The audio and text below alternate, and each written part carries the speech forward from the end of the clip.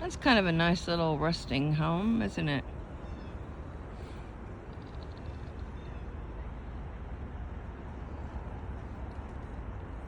Alfred Hunt, he has him like a little house for the afterlife.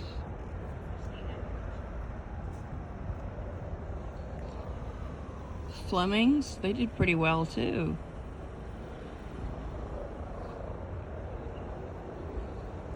The Henrys.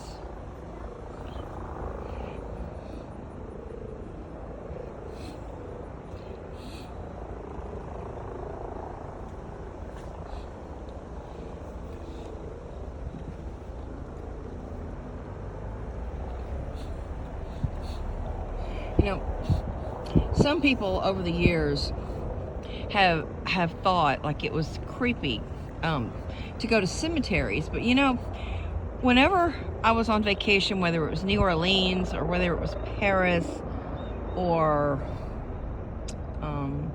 when I was in Rio de Janeiro, cemeteries are some of the most interesting sights.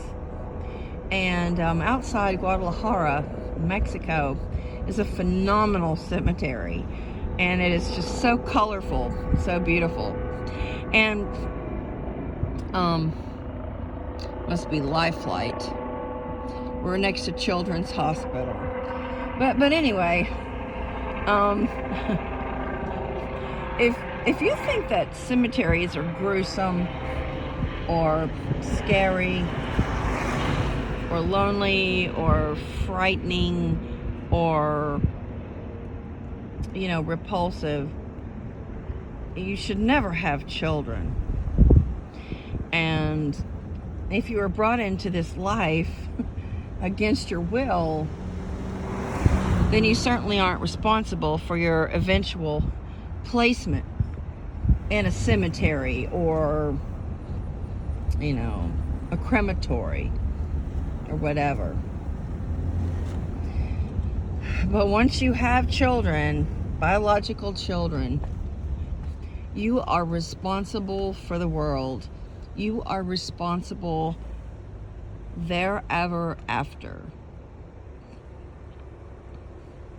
Personally, I never wanted to be that accountable.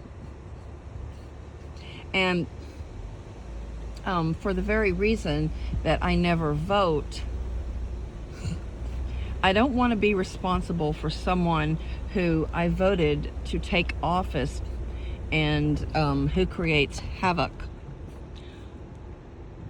or who does something unforgivable or, you know, something that I did not solicit. And once you vote for somebody, you cannot take back that vote if they are placed into a position of power or, you know, if your candidate wins. I feel that you're responsible for what that person does. And for that very reason, I have never voted. I truthfully, I don't trust humanity. And since the patriarch has ruled in my country and who has filled every position of presidential power, I really don't want to place all of my faith into mankind.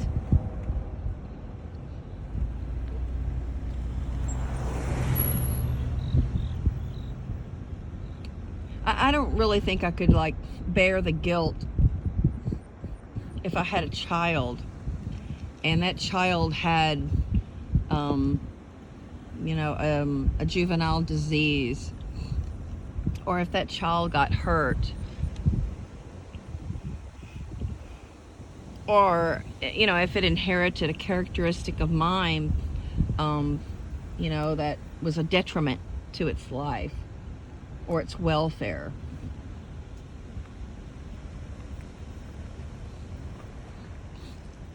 And these colors are just spectacular.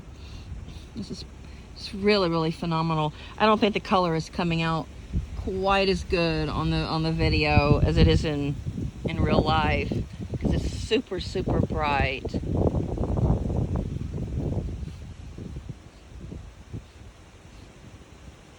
For the very reason that I think, I did not have children because, I thought about the consequences. Truthfully, don't believe that progenitors thought about consequences, and they just simply do not care.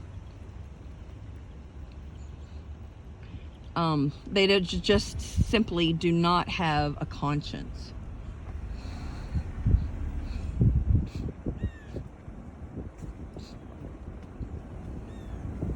I believe that humans should have a conscience.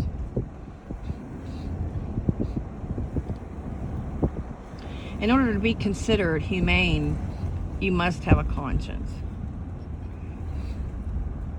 And deliberately, having a child or screwing without protection, knowing that you can impregnate someone, is not being accountable nor having a conscience. There's a lot of souls buried here. A lot of people. Thousands of people. Thousands of harm done. Like, it's inconceivable amounts of harm that, the lives that are buried here have endured.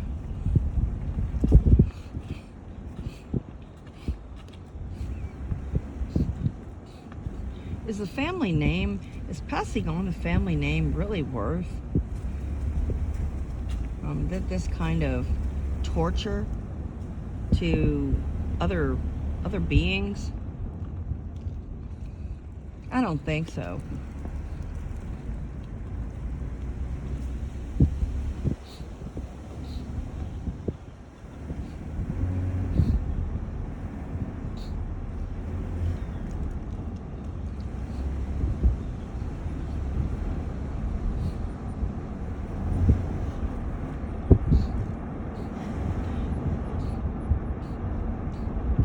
Progenitors just seek a momentary joy, momentary laughter from their fleeting children's lives.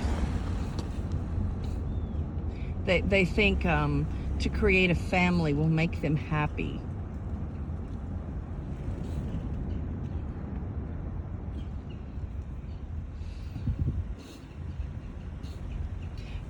And regardless of the conditions and the circumstances and the obstacles that the child will face, the parents seek momentary joy, not only in the sex that they had, the copulation, but in raising the child and being seen as a family, being seen as fertile, whatever progenitors admire about reproduction. It's also very temporary. But the consequences that everybody beholds as a part of being placed into existence are so preventable. And everybody would agree that preventing harm is paramount.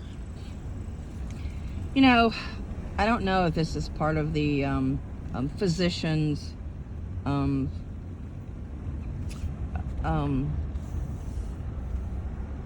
contracts or part of their doctrine, but it's been widely said that as a physician you should do no harm. And so what that refers to is to limit yourself as a physician to only things that could possibly benefit the patient. And only doing a surgery if the the patient needs the surgery in order to live or to avoid great amounts of pain or deterioration. So, you know, saying to a physician that, you know, in medical school or whatnot, do no harm, what that means is to err on the side of caution. And by all means, if you are a potential parent, you should err on the side of caution and never reproduce.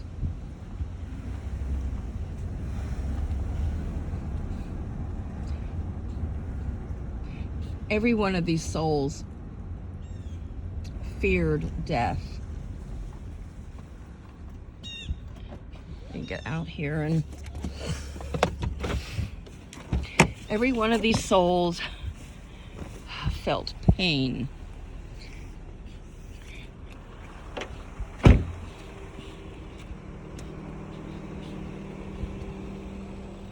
And every one of these souls was sick and eventually felt the sting of death. Some of them were probably crippled or maimed.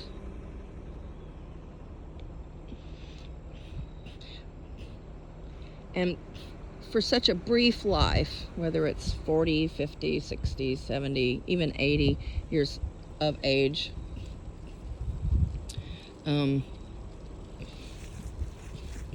that's all quite brief in the scheme of things. So why initiate existence when it includes suffering? Suffering, aging, and death. What's the point?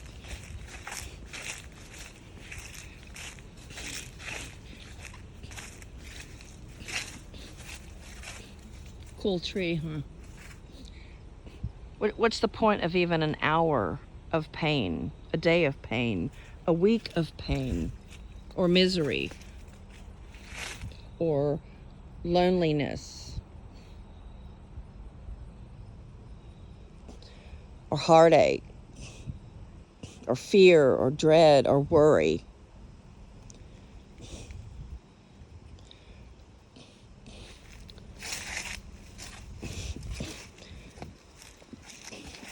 A lot of these people, like May Graham, wife of George Atchison, born 1868. You know, her birth was probably not too preventable. Limited birth control. And, you know, the eternal designation of women as baby makers and life presenters. She, you know, she thought that that was her duty, and society thought that that was her duty. Wasn't even an option for women back then to even forego conception if they were married. But nowadays, you know, since the 50s, the 1950s, we have had, you know, pretty reasonable birth control, contraception, and even abortions. And anything is kinder than reproduction.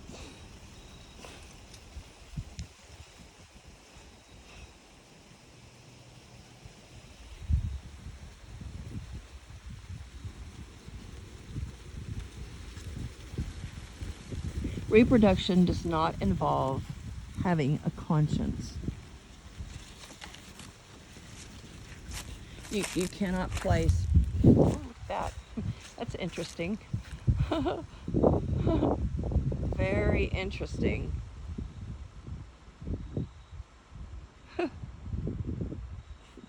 That was a skeleton on the back of the bicyclist.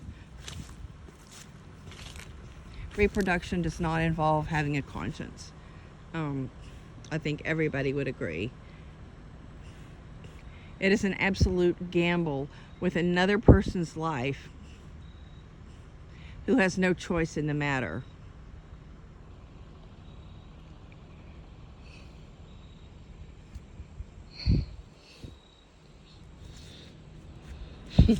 So I hope you've enjoyed this beautiful autumn excursion through the cemetery. And please do not reproduce.